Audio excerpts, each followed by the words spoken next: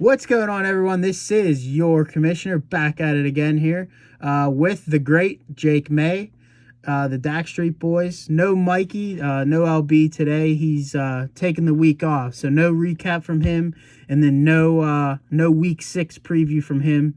But fortunately, we will have Matt Carter and Tyler Sadowski will be on the week 6 preview this upcoming week. We're going to film that tomorrow, Thursday.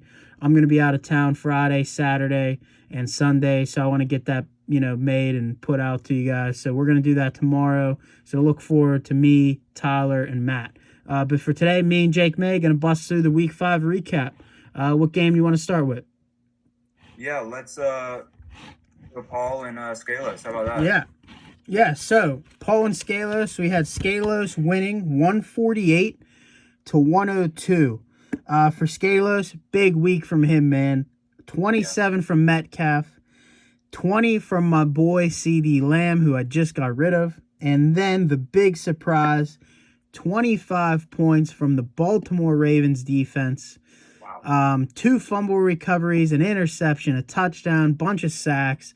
Held the Bengals to 3 points, I think. I mean, just an absolute dominant performance for Scalos. Usually 148 points might win you a high-scoring week, but that was Mikey. We'll get into him later, but Scalos lost the high-scoring week by 6 points. For Paul, though, 20 from Stephon Diggs, 25 from D-Hop. That combo has been great this year. They've been really good. But for Paul, the downfall, only putting up 102 points. You only get 4 points from Joe Burrow. You get 4 points from Samuel and 1.4 from his tight end, Thomas. I mean, that's not going to get it done. Tough week for Paul, 102 points. He actually would have beat 1 or 2 teams this week with 102 points, but he just got matched up with Scalos this week. Scalos moves to 2-3, and Paul falls to 2-3. Paul is on a 3-game losing streak after starting off 2-0. Yeah, tough one for Paul. You look at his bench, some great production by a few running backs there. Yeah. And Gardner Minshew too. Yeah. So overall, tough week, but I think Paul's got the players to make a bounce back. Especially with Chris Godwin hopefully coming back from injury, and then having Madison as a backup for Dalvin Cook. I mean, that's pretty clutch for him. So, yeah, tough for Paul, but overall, he's gonna bounce back. Yeah. Scalos, I know I said some things about that trade he made. I still stick with what I said, but he still has a really good team. Yeah.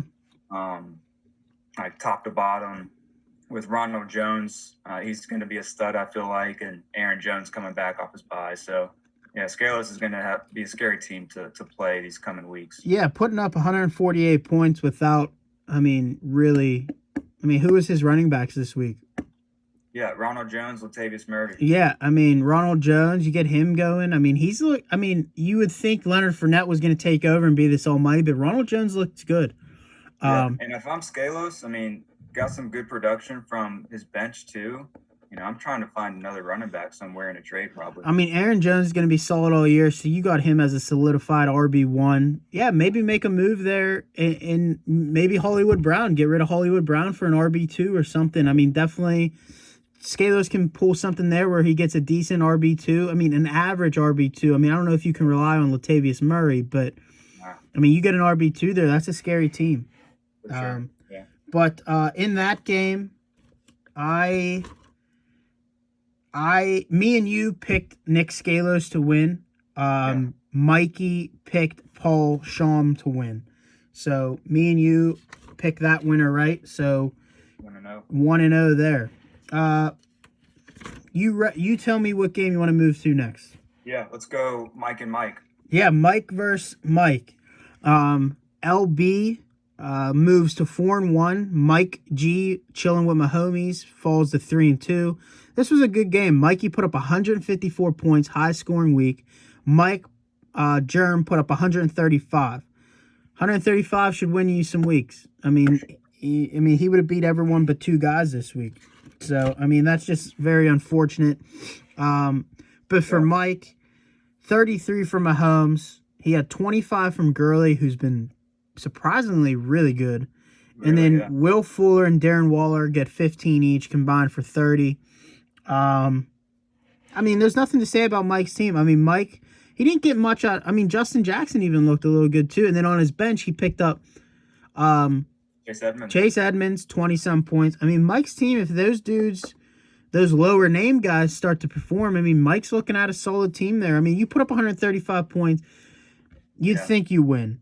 But for LB, 28 from Kyler Murray, 22 from Josh Jacobs, 19 from DJ Moore, and then in the one of few to ever NFL Tuesday night games, he gets 21 from AJ Brown and 21 from Jonnu Smith. And he got 14 points from his Rams defense. That's a great combination to get high scoring.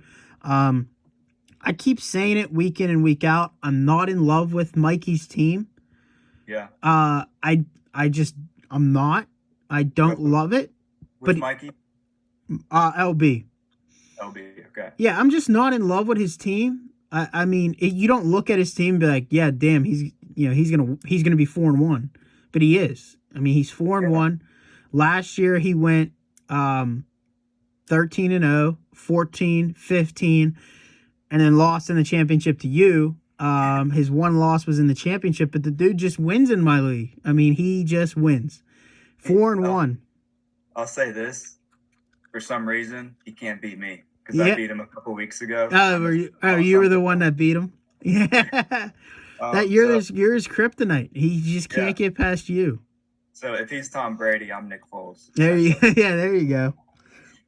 But yeah, I was watching this game pretty closely. Yeah, I thought it was the game of the week. Yeah. And going into Tuesday night, I thought Mike G was going to pull it out, but AJ Brown and Jonnu Smith. Yep.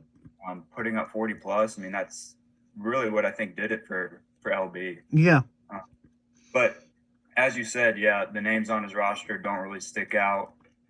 But they seem to be getting the job done. Yeah, the names might not be there or who you would think, but they're consistent. I mean, mostly everyone's putting up like 10 plus a week or more. I mean, and that's what you need is consistent play. We'll see if they can last throughout the year, but getting these early wins under your belt is a big step, especially in a close race like this. I mean, everyone's sitting at 2-3, 3-2, and 4-1 team. So get the wins now. It's going to be close towards the end, but LB moves to 4-1. Mike G falls to 3-2. And I still like Mike G's team a lot too. Yeah. But Todd Gurley can keep up his production. Yeah, that'll be something there if he can keep it up. With what he picked up with Chase Edmonds and then Justin Jackson. Yeah. With the wide receiving core, I think he'll be fine as well. Yeah. So in that game, you and LB picked LB. I picked Mike G. So I fall to 1-1. You move to 2-0. Mikey moves to 1-1 as well. Next game, let's do Cam versus Joey. And to start off, or Cam versus Tom Cada. Yeah, I got you. Cam versus Tom. Tom falls to 3-2. Cam moves to 3-2. Cam put up 135 points. Tom's 107. To start off with Cam's team, 29 from Derek Carr, 29 from Mike Davis. That dude makes you forget about Christian McCaffrey. Right. And then 13 from the Cleveland defense. For what Cam's team went through in weeks 1 and 2, if you would have said, hey, dude, he's going to win the next 3 and be 3-2 with McCaffrey out, with Kittle banged up, Kenny Golladay banged up, and with a bye, I would have thought he was going to start off 0-5, 1-4. But his team's put up points the last 2 weeks. He's 3-2. He's one of, I mean, there's 5 people in the league with winning records right now, and he's one of them. So I had 3, to be honest. I had 2 3-2 teams and 1 4-1. Everybody else 2-3. I got Randy, Cam, Tom, and Mike G at 3-2, and Mikey at 4-1. I could be wrong. Oh yeah, Randy's at 3-2. My bad, I missed that. Yeah. And then Tom too. All right, so 4 3-2. Yeah, so I mean, I would never have thought he'd be 3-2 with a winning record through 5 weeks, but he is. I mean, his team's consistently putting up points, battling the injury bug. And I think once he gets McCaffrey back, I mean, there wasn't really a fall off. So, I mean, you might be seeing Cam's team to its full right now. So his team's looking good, man. His team's looking good. For Tom, though, 24 from Teddy Bridgewater. What hurt him was Deontay Johnson went down in the first. I think early on in the game. I didn't watch much of it. But he went down, got hurt. And that's a killer. That's back-to-back weeks, I think. He gets down early. And for Tom, he had Henderson, the running back for the Rams, and Derrick Henry on the bench. Henderson with 21 and Henry with 19. Little bit of a surprise win here for Cam. I've been saying that the last 3 weeks, but he's pulling them out. Moves to 3-2, and Tom falls to 3-2. We all picked Tom on this one, so we all lost that one. But yeah, I mean, yeah, definitely got to give Cam some respect. He's doing it quietly, and yeah, Christian McCaffrey and Kenny Golladay coming back soon. He's just going to get better. Yeah, Tom's team. I'm surprised with Derrick Henry on the bench. And then Darrell Henderson, too. I mean, I wouldn't have started Darrell Henderson either, but... Yeah, Henry, I feel like, got to be in your lineup every week. Yeah. There was questions about if that Tuesday night game is going to be played. And obviously going against the Bills, too. But, I mean, Deontay Johnson should have been a good play, but sucks that he got hurt. So, both really good teams. This was a good matchup, too, with two solid teams. And Tom gets a lot of players back this week with those Green Bay Packers. Yeah. Yeah, he'll definitely look to bounce back. He'll definitely bounce back with the Packers coming back this week. But moving on to Joey versus Randy.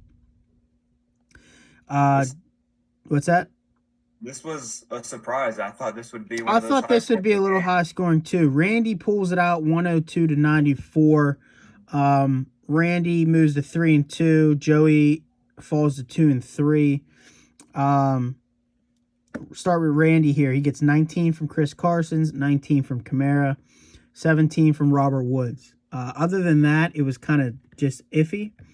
But for Joey, 30 from Russ, 18 from Tyreek Hill. And then again, nothing much from him either. Just a down week for both of them. Randy squeaks it out. Heading into Thursday, though, or Tuesday, I mean, Joey had Buffalo's defense needed, I guess, 8 points or more to win.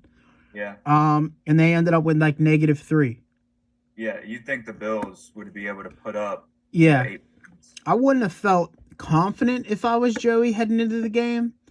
Right. But you would have figured they're probably gonna be around 5 to 9 points.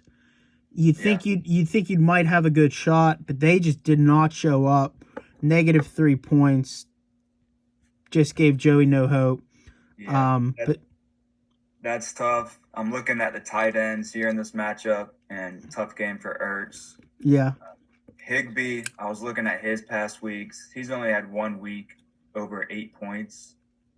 So maybe it's time to look for another tight end there, because I don't see that consistency there from Higbee, even though he was pretty hyped up at the beginning of the year. Yeah, he was. There's a lot of weapons there.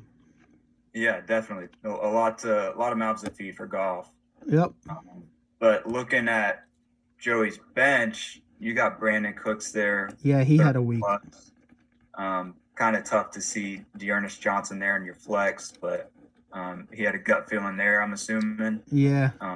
But yeah, I mean, overall, these teams are really solid. Probably just an off week for both of them. Yeah, exactly. That's what I thought. With Randy, I'm trying to get one of his defenses. I mean, you got Steelers and Colts. I don't know how he ended up doing that, but that's what I'm looking at on the defensive side of things. Yeah, both pretty solid there. Yeah. And then Joey getting Michael Thomas from me this week, and wide receiver 1 for wide receiver 1 swap. Yeah, I saw that. Going forward, yeah. Yeah, I like that. Obviously, if you're getting one of those guys, it's great.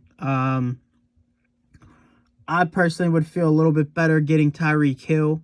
I think you're going to know what you're going to get with Tyreek Hill. Michael Thomas, so far this year has been a big question mark, and for a guy like yourself who's 2-3, loses your quarterback, you need some guys that are going to be consistent, and going to be on the field that you can put in the lineup.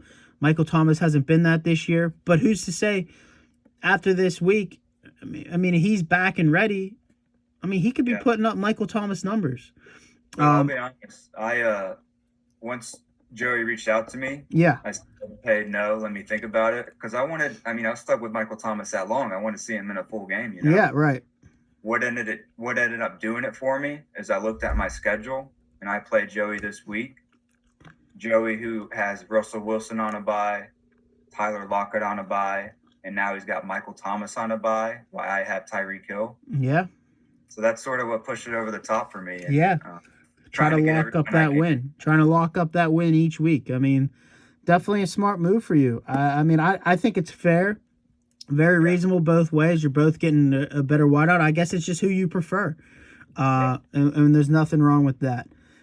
So I think we all picked, or me and Mikey picked Randy. You picked Joey on this one. And then we all lost that Cam and Tom game. But I think we got 2 games left. Mine and yours. So we'll start with mine. Tyler versus Justin.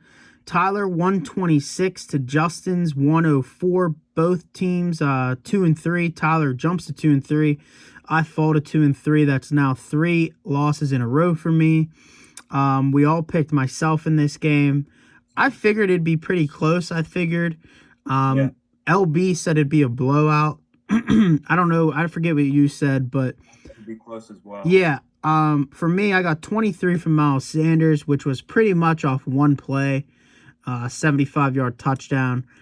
And then I had 14 from Zerline.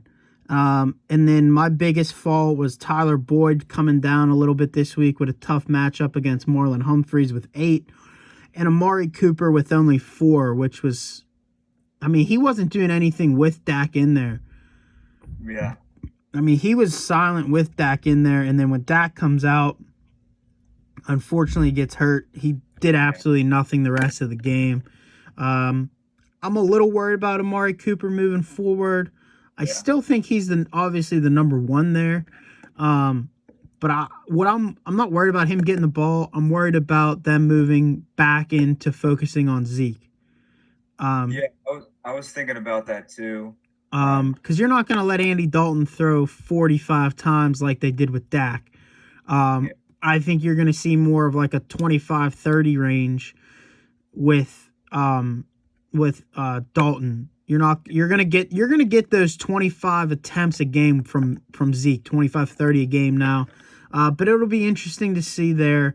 Definitely Dallas wideouts drop a little bit, and being so high ranked now, they might fall a little bit, but we'll see how that plays out. But the biggest killer was my tight end with 0.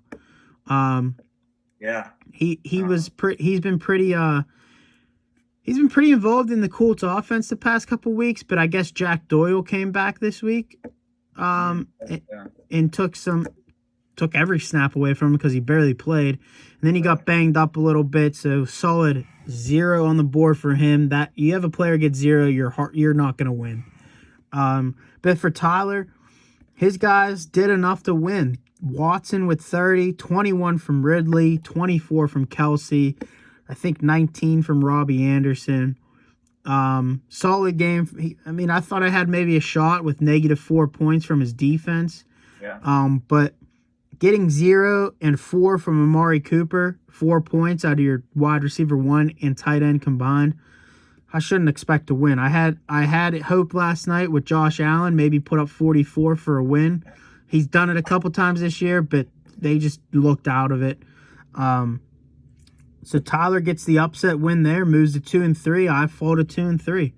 Yeah, no, Tyler's team, I thought Deshaun Watson would have a good week, and he did. And then Tyler's receiving core, pretty solid with Ridley, Anderson, and Kelsey. Yep.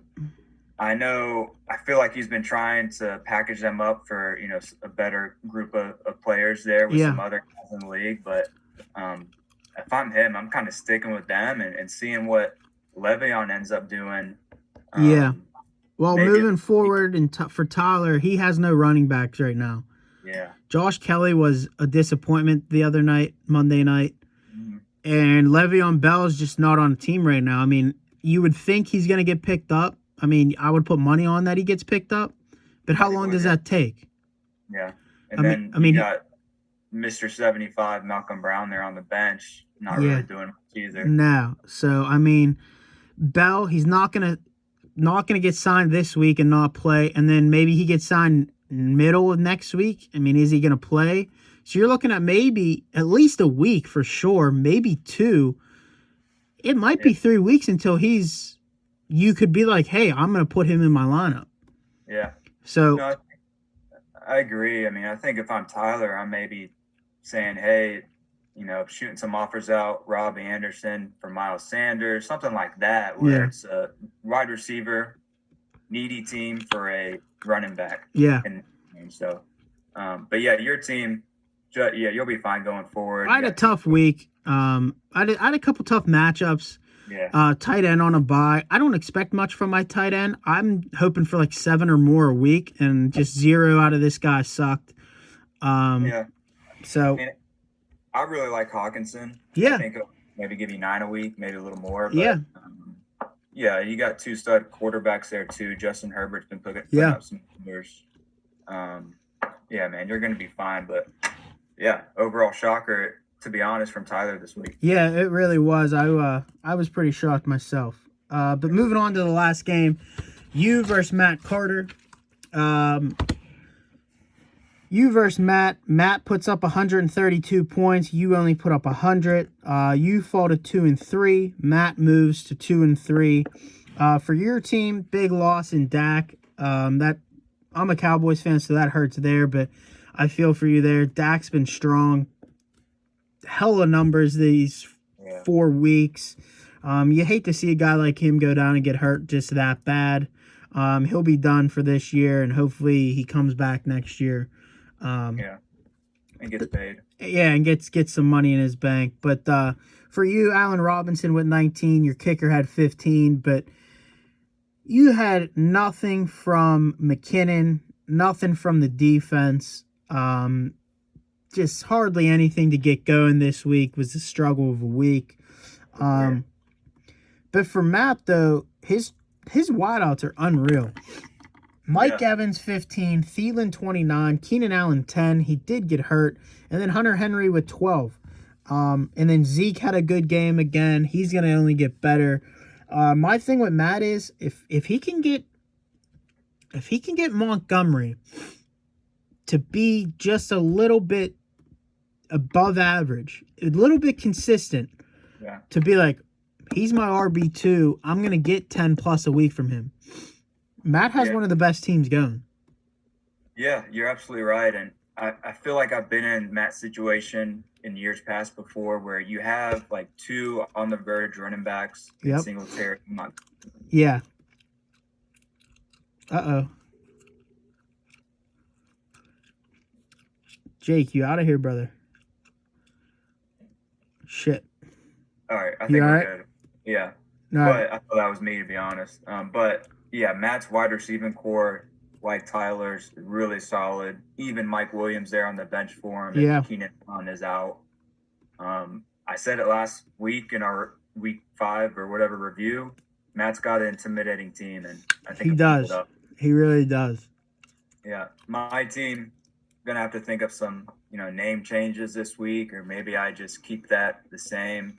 Yeah, in spirit. Back.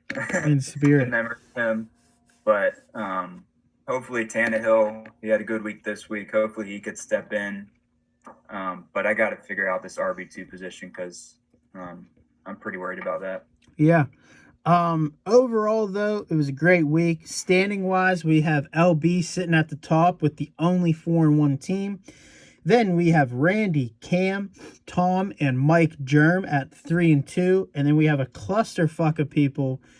Myself, Tyler, Jake May, Paul Shaw, Matt Carter, Joey, and Scalos all sitting at 2-3. I've been saying it. You got it. Some team, there's going to be a team out of the Randy, Cam, Tom, and Mike team that is going to go on a roll here. that is going to maybe push 6-2, might get to 6-2, and there might be one of them that might fall to 3-6. And then in our group with the 2 and 3s, you're going to have one or two teams be 2-5, 2-6. You're going to have one team that's just going to shoot off and be 6-3, 7-3. There's going to be a team that's going to click. It's going to get rolling. You're going to get some breaks here starting soon. So I look forward to seeing that. Do you have this upcoming week's schedule up? Maybe I could. I could pull it up. Yeah. The last thing I'll say is I want to see some action in the trades these next 2 weeks, guys. Yeah. I want to see some deals happening. So yeah, I think that's going to make the team if they stay content with what they got, or if they go out and make one of those blockbuster moves. Yeah, I would like to see Matt maybe deal one of his wideouts for a solid RB2. Could make a difference in his team. I think Tyler might be getting ready to make a deal here with one of his wideouts, or maybe get something for Kelsey along those lines. Joey might have to make a move with, Chubb being out. Yeah. Even Mikey, I mean, you trust and love Josh Jacobs, but do you trust Kenyon Drake? I don't know. And for yourself, you definitely would like to fill in that RB2 as well. So, running backs have been tough to find this year. It's definitely been down. I mean, every wideout is capable of going off. I mean, you know who the wideouts are, but running backs are at a slim. So looking forward to seeing the next couple weeks. Definitely are going to be making some deals here. I bet you some good deals are going to be made, pretty soon in the next couple weeks. Yeah, and I'll say this: I would love to get rid of Julio if anybody is interested with him, but I'll throw that out there. Yeah. Leading to the next week's matchups. Yeah. So next week, I got myself going up against Joey. Every day I'm wrestling. Yep. And then chilling with my homies, Mike G versus yourself. That should be a good matchup. Cam going up against Scalos, I believe. Make football great again. Yep. Paul against Kaida. Yep. Matt Carter against Randy, and then LB versus Tyler. Yeah, so got a good couple games coming up. Like I said, it's moving time here. Next couple weeks are crucial, making deals, upgrade your team. Looking forward to who can make their team better going forward. I mean, this is where you got to start winning some games here, and get going. Remember, playoff pictures, top 8 teams. 9, 10, 11, and 12. 4 teams don't make it, so you definitely want to be within those top 4 teams to give yourself a chance in playoffs. Jake, appreciate you being on the show. Loved having you both days. Like I said, tomorrow we're gonna get a show with Matt and Tyler, but after that, I mean, you're always welcome. Definitely gonna get you on again. It's been great. I love the show. Love getting different people on to bullshit about what they think and whatnot. So it's great. Looking forward to the week 6 preview. It's going to be a good one, and continue to send some chats in the group me. I love hearing the smack talk and who's going to do what this week, and thoughts on the show, and talk shit to whoever. I love the interaction. I think it shows this year also how competitive and how invested everyone is. You have 11 teams sitting at 2-3 or 3-2, and one guy at 4-1. No one 0-5. No one 1-4. People are into it. People are looking to make deals. Everyone is. I love it. I know in years past we've had guys that are like 0-5, 1-4, and they're just done with it. So I love that we're staying involved, invested. I would love to see the playoff picture come down to the last week. Yeah. Oh, yeah. Teams trying to get in. Yeah. And remember, through 5 weeks, we have Randy with a high-scoring week, Joey with 2 high-scoring weeks, LB with 1, and who am I missing on the other one? Randy, Jake May with 2. Not you. Randy with 1, Joey with 2, LB with 1, Tom Kaida. and Tom Kaida the first week of the season has 1. Kaida, yeah. So only one person has gone back to back. So let's go. Everyone's still in it. Can't wait for this weekend. So I'll see you guys tomorrow for the next show. And we'll get that out to you either Thursday or sometime Friday. I look forward to it. Hope you guys enjoy.